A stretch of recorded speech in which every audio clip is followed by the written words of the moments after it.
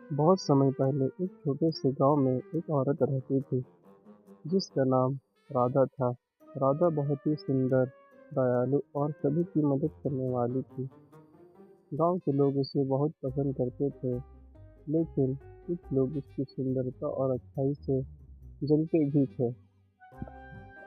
गांव के ठाकुर के बेटे सूरज को राधा से प्यार हो गया था, लेकिन राधा ने उसे ठुकरा दिया क्योंकि वह उसे स्वार्थी और घमंडी समझती थी।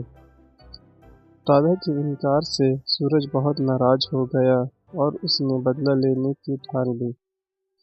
एक रात सूरज और उसके दोस्तों ने मिलकर राधा को गांव से दूर जंगल में ले जाकर मार दिया और उसकी लाश को एक पुराने कुएं में फेंक दिया।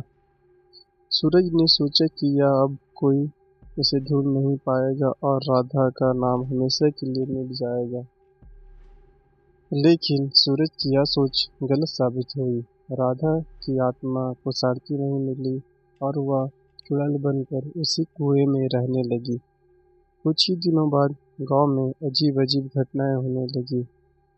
रात के समय लोग जंगल से चीखें सुनते थे और सूरज के दोस्त एक एक करके गायब होने लगे।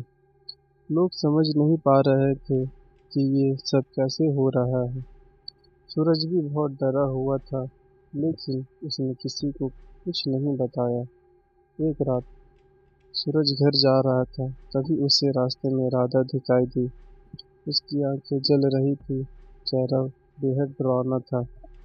सूरज ने डर कर भागने की कोशिश की, लेकिन राधा की चुड़ैल आत्मा ने उसे घेर लिया।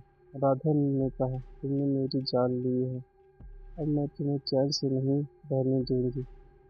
राधा ने सूरज से उसी तरह बदला लिया जैसे उसने उसके साथ किया था। सूरज भी गायब हो गया और गांव में उसकी मौत की खबर फैल गई। गांव के लोग समझ गए कि यह सब राधा की आत्मा का काम है।